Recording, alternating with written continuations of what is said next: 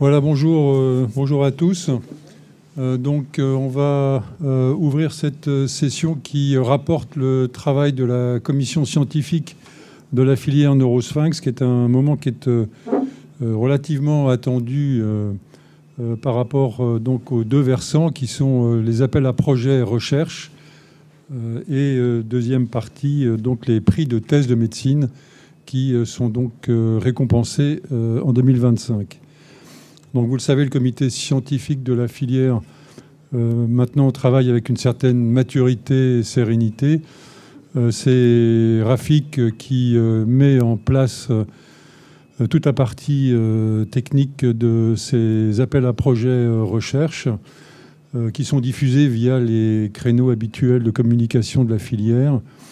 Et c'est un énorme travail. Merci beaucoup Rafik, parce que tu nous offres une fluidité et tu nous permets de nous concentrer sur la partie évaluation des dossiers avec des grilles d'évaluation qui ont été établies et qui sont très légèrement modifiées d'année en année, où on apprécie la pertinence scientifique, la qualité des équipes, la cohérence par rapport aux thématiques Neurosphinx, le retombé attendu sur la filière, mais aussi la faisabilité des projets sur la partie méthodologique et plan financier de ces travaux.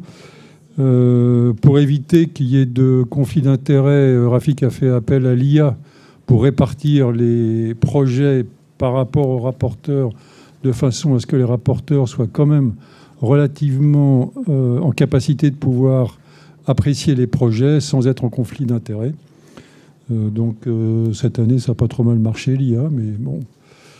Voilà, donc 9 dossiers ont été présentés, tous de qualité, avec des possibilités de financement qui montaient jusqu'à 20 000 euros par projet.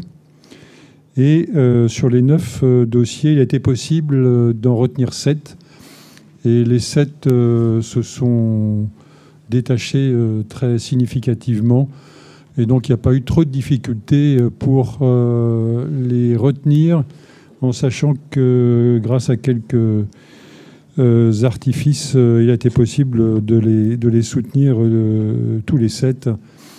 Voilà, donc on va présenter rapidement les 7 lauréats qui ne sont pas présents aujourd'hui, mais qui viendront présenter l'évolution de leurs travaux en 2026 à l'occasion de la journée filière 2026. Louise Montalva sur cette thématique, donc l'équipe de Robert Debré sur la maladie de Hirschsprung. La suivante, docteur Steven Knafo sur les circuits spinaux et leur neuromodulation par interluminescence à l'INSERM Paris-Saclay. Suivant. Donc l'équipe d'Imagine sur un travail génétique sur la maladie de Hirschsprung. Docteur Dariel, également sur la maladie de Hirschsprung, qui est à l'honneur cette année sur la partie recherche. Donc l'équipe de Marseille. Marseille toujours, donc cette étude sur la qualité de vie des enfants porteurs de dysraphisme et de lipome du cône. Ensuite, Maëlys Ting, donc, qui est à la Salpêtrière et qui est en passe de reprendre le centre constitutif de la Salpêtrière. Et l'équipe de Bordeaux sur la barrière épandymère, docteur Roblot. Donc voilà les 7 lauréats qui viendront nous présenter un petit peu l'avancée de leurs travaux. Est-ce qu'ils sont au courant déjà, Rafik, ou pas encore? Donc il faudra qu'il rentre en contact avec Rafik, qui va s'attaquer à toutes les conventions successives pour établir la réalité des financements, parce qu'entre la théorie et puis l'arrivée des finances, il y a toujours quelques aventures que tu arrives à aplanir. Merci beaucoup. Donc, je passe la parole maintenant à Alain Algomeni pour la partie thèse de médecine. Merci beaucoup, Fabrice. Ça, c'est mon papier. Merci. Moi, je me réjouis quand même pour les 7 lauréats. Pour la première fois qu'il y a 2 centres de compétences parmi les 7. Il y a 5 centres de référence et 2 centres de compétences. Et je pense qu'il faut vraiment que vous passiez les messages que toutes les appels d'offres, elles ne sont pas limitées au centre de référence constitutif, mais également au centre de compétences. Donc, bravo pour ce travail. Et là, donc, on a fait, encore une fois, je pense qu'on ne va jamais assez remercier Rafik pour son travail. Et encore une fois, pour la thèse, c'est hyper facile, notre travail. Donc, il y avait un appel d'offres pour la thèse de médecine.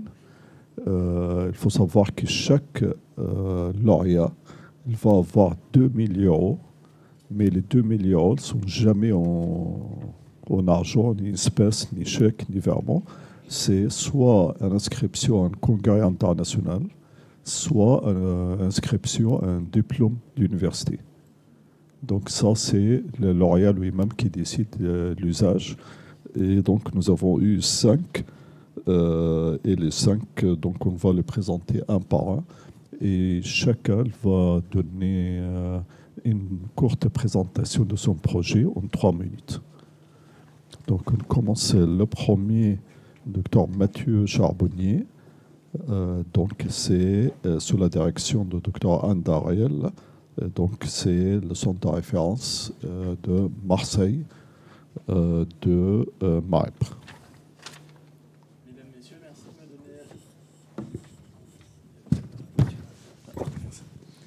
Mesdames, Messieurs, merci de me donner l'opportunité de vous présenter mon travail de thèse comparant l'anastomose iléoanale et la technique de Duhamel dans le traitement de la maladie de Hirschsprung de forme colique totale. Ça marche pas.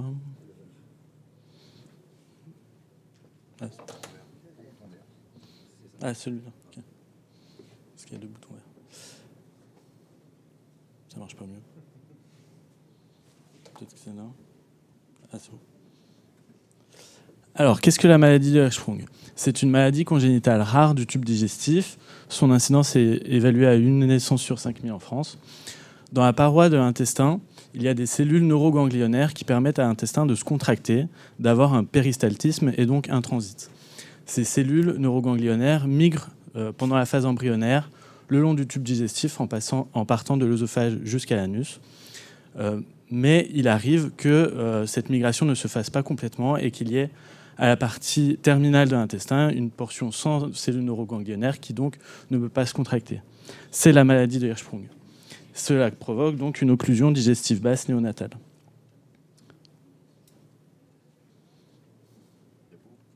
Bah, ça ne veut pas, toujours pas.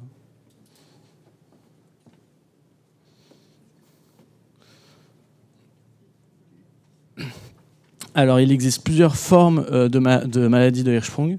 La forme colique totale à laquelle on va s'intéresser, la forme dans laquelle tout le côlon est atteint, ainsi que jusqu'à 50 cm d'intestin grêle. Elle représente 5 à 10% des maladies de Hirschsprung. Suivant. Le traitement se fait par chirurgie, qui consiste en une coloproctectomie totale. On enlève tout le côlon et le rectum. Et avec en bas, soit une anastomose iléoanale, avec 2 variantes, le Soave et le Swenson, soit une technique de Duhamel dans laquelle on garde une poche de rectum pathologique à laquelle on vient raccorder l'intestin grêle. Suivant. Cependant, on ne sait pas si il y a une technique qui est meilleure que l'autre pour ce traitement. Donc on a cherché à comparer les résultats à long terme entre l'anastomose iléoanale et la technique de Duhamel dans les Hirschsprung coliques totaux. Suivant. Donc nous avons mené une étude de cohorte rétrospective multicentrique dans laquelle on a inclus des patients nés entre 2006 et 2021 ayant eu soit une anastomose iléoanale directe, soit une technique de Duhamel pour des Hirschsprung de forme colique totale. Suivant. On a inclus donc 25 patients issus de 6 centres français avec une durée de suivi médiane de 8 ans. On s'est intéressé tout d'abord au nombre de selles par jour et on a vu qu'il n'y avait pas de différence entre les 2 techniques. Suivant. Ensuite, suivant, il y a plusieurs... Alors, il y avait 0 mortalité et on a montré qu'il y avait davantage de complications liées à la chirurgie dans les Duhamel, suivant, ainsi que davantage de remise en iléostomie après l'abaissement.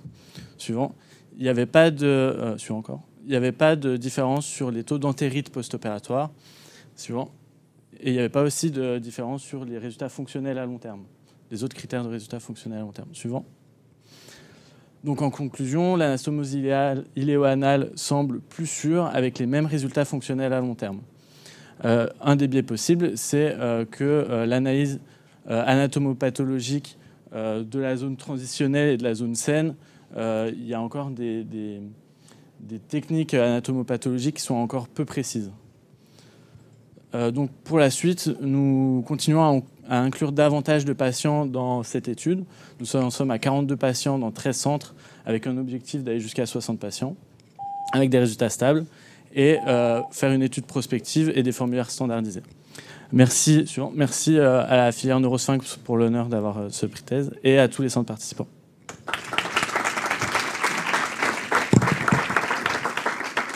Merci beaucoup. On va demander au docteur Justine Leroy, c'est la thèse docteur en médecine, sous la direction de Sylvie Baudouin, le centre de référence MAREP Necker.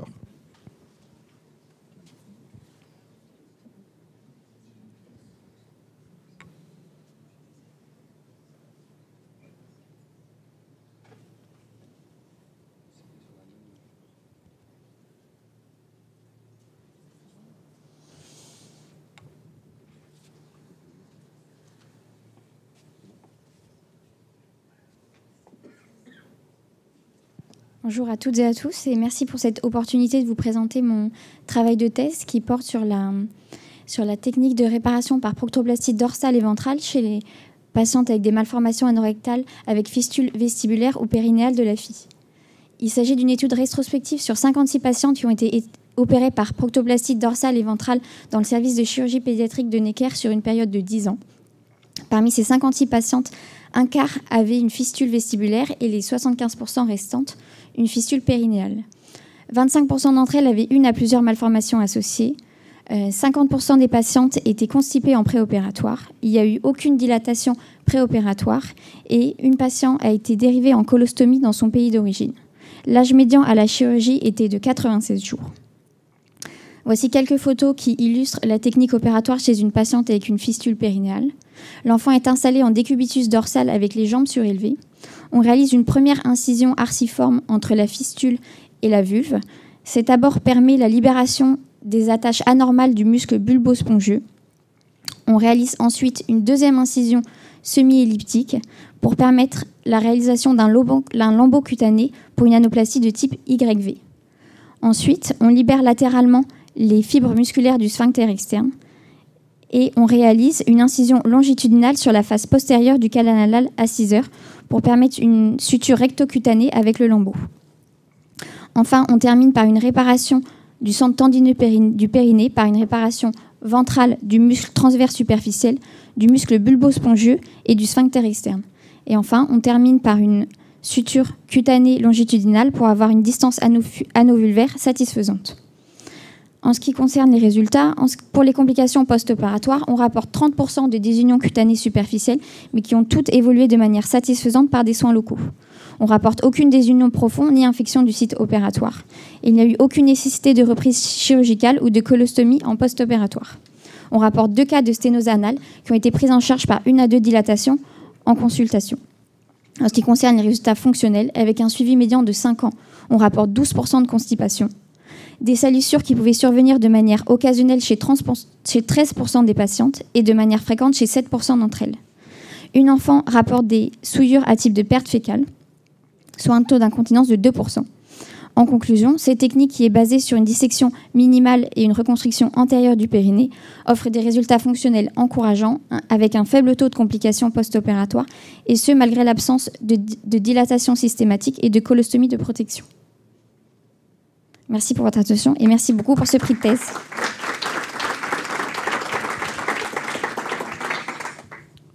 Merci Justine. Et maintenant c'est Thibaut Planchon qui va présenter sa thèse, qui était sous la direction de Dr Aman Allah Lashkar, au centre de référence Marvu à Robert Debré.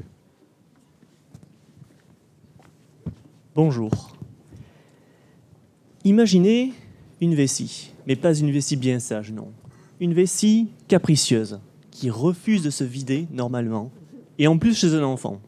Angoissant, n'est-ce pas? Alors, les urologues pédiatres ont une véritable arme de ninja, c'est le cathétérisme intermittent. Mais comment on fait quand la voie n'est pas praticable, quand la voie naturelle n'est pas praticable? Eh bien, on va utiliser l'appendice vermiculaire. Vous savez ce petit truc en forme de ver de terre que les chirurgiens pédiatres adorent retirer quand ils s'inflamment? Eh bien, un chirurgien français, Paul Mitrofanov, a eu l'idée géniale en 1976 de le transformer en conduit de secours. C'est la chirurgie de Mitrofanov. Alors derrière ce nom qui sonne un peu comme un méchant de James Bond se cache une super chirurgie. On connecte un bout d'appendice à la vessie, l'autre bout à la peau, et résultat, un petit canal discret qui permet de vidanger la vessie. C'est malin quand même. Alors, je me suis posé la question. Est-ce que le Mitrofanov, c'est la promesse du bonheur ou des complications à répétition? Alors, j'ai retroussé les manches de mes plus belles chemises et je me suis plongé dans les dossiers de tous les enfants opérés d'un Mitrofanov à Robert Debré depuis 1997. Et là, 126 patients. Des voies ouvertes, des robots, des célioscopies, des Mitrofanov à partir d'iléons, d'intestins et même d'urtères, bref, le grand chelem du Mitrofanov. Alors, si on regarde toutes les complications, on arrive à une chance sur 2 d'en faire une. Ça fait beaucoup. Mais est-ce qu'on peut considérer sérieusement qu'un granulome, qu'un abcès de paroi, un calcul vésical, un urinome, c'est vraiment une complication du Mitrofanov? Pas vraiment. En fait, si on zoome sur les complications spécifiques, c'est-à-dire les fuites, les granulomes, les sténoses, on arrive à 27,8%. Et le vrai scoop ici, c'est que grâce à la magie des statistiques, j'ai pu montrer que les Mitrofanov qui avaient été réalisés par célioscopie ou par robot sténosaient significativement moins que ceux opérés par voie ouverte. Intéressant. Alors, oui, le Mitrofanov, c'est pas la chirurgie miracle, puisqu'un enfant sur 4 fera une complication au moins et nécessitera une reprise au bloc opératoire. Mais ça a quand même été une super avancée chirurgicale. Et je pense qu'on peut dire avec certitude qu'avec des taux d'efficacité et de continence supérieurs à 90%, ça a changé pas mal de vies. Et ce qui est fou, c'est que cette chirurgie inventée en des temps anciens, mais non, je n'étais même pas né, a su, grâce à des chirurgiens intrépides et talentueux, s'adapter à l'évolution des techniques chirurgicales des dernières décennies, telles que les techniques mini-invasives, et permettre donc de diminuer les taux de sténose. Bref, Mitrofanov is great and can be better than ever. Merci. Merci Thibaut. Ce n'était qu'un prélude, évidemment. Et là, vous avez le reste de la thèse si vous voulez le flasher. Merci. Merci Thibaut. Maintenant, on va regarder la présentation de Claire Lowe.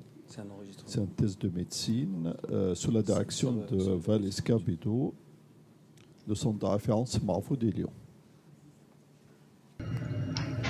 Imaginez un tuyau d'arrosage et vous mettez votre pied dessus. L'eau ne passe plus, ou moins bien en tout cas. Ce tuyau, c'est l'urètre, l'autoroute de sortie de l'urine. Et au lieu d'un tuyau bien ouvert, un obstacle bloque l'écoulement de l'urine. C'est la galère au péage, quoi. Ces gilets jaunes qui font blocus, on les surnomme les valves de l'urètre postérieur.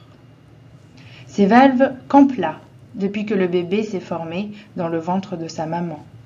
Résultat, l'urine s'accumule et toute la circulation d'amont en pâtit. La vessie devient une boule de stress musculaire, un peu comme un Parisien dans les bouchons. Et les reins perdent patience et menacent de faire grève. Les enfants, atteints de valves de l'urètre postérieur, sont opérés dès qu'ils naissent afin de lever l'obstruction. Et ensuite, on les suit pendant des années. On surveille la récupération, parfois incomplète, de leurs reins et de leur vessie, et souvent, on oublie de leur poser la question essentielle. Comment tu te sens, toi ? C'est là qu'intervient ma thèse. J'ai mené une étude avec des garçons âgés de 6 à 17 ans, opérés de valves de l'urètre durant leur première année de vie. Et je leur ai posé cette question. Bon, pas exactement comme ça. J'ai utilisé un questionnaire validé qui s'appelle le PEDSQL. Il permet d'évaluer la qualité de vie en interrogeant sur les capacités physiques, les émotions, l'école et les copains. J'ai aussi demandé aux parents leur avis sur le ressenti de leur enfant, histoire de comparer les points de vue. Et devinez quoi? Ça va plutôt bien. Ces enfants ont une qualité de vie presque comme celle des autres enfants de leur âge. Mais attention, quand les reins sont abîmés ou quand il y a des fuites d'urine, là, c'est tout de suite moins fun. Les parents, eux, des experts du ressenti de leur enfant. Ils sont toutefois plus inquiets sur l'avenir, mais après, c'est comme quand vous envoyez un ado à un oral. Lui, détendu, vous êtes au bord du burn-out. Alors que retenir de mon étude? Que bien pris en charge, ces enfants peuvent mener une vie normale. Que les troubles urinaires, ce n'est pas juste un détail, mais un vrai facteur de mal-être. Alors oui, faire pipi peut devenir un combat, mais avec une bonne équipe médicale, un peu d'écoute et une thèse bien ficelée, on peut transformer un tuyau bouché en canal de vie.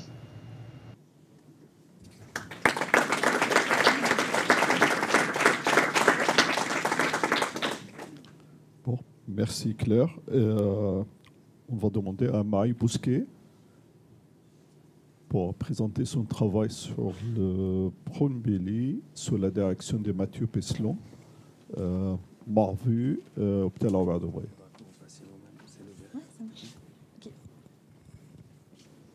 Donc, bonjour à tous.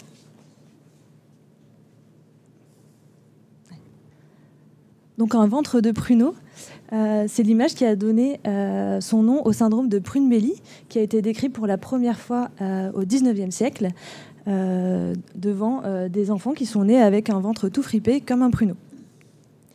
Mais en réalité, finalement, c'est pas, c'est un surnom plutôt sympa, mais finalement, c'est une pathologie beaucoup plus complexe qu'il n'y paraît, qui est peu étudiée et peu connue.